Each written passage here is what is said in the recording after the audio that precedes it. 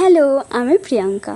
যেদিন বাড়ি ফিরলাম ঠিক তার পরের দিনই বাড়ির কাছে একটা স্বাদের অনুষ্ঠান ছিল। তো সকাল সকালে ওখানেই খেতে গিয়েছিলাম। অনেক দিন পরে এরকম একটা ব্রেকফাস্ট করলাম।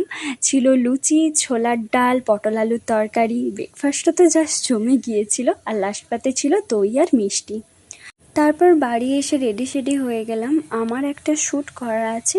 বেসিক্যালি আমি সানলাইটেই শ্যুট করি, বাট ওই দিনে এত বৃষ্টি আর তার সাথে এত বাতাস নেমে এলো, শ্যুটটা তো মোটামুটিভাবে আমি কমপ্লিট করলাম। তারপরে স্নান ফান করে আবার ওখানে খেতে গেলাম, লাঞ্চ করতে গেলাম।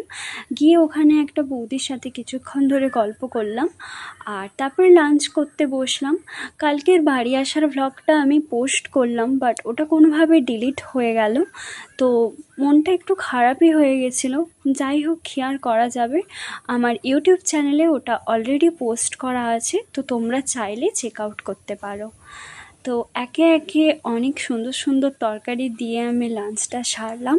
লাস্ট পাতে ছিল চাটনি, পাঁপড়, আইসক্রিম। তো that is it for today. By.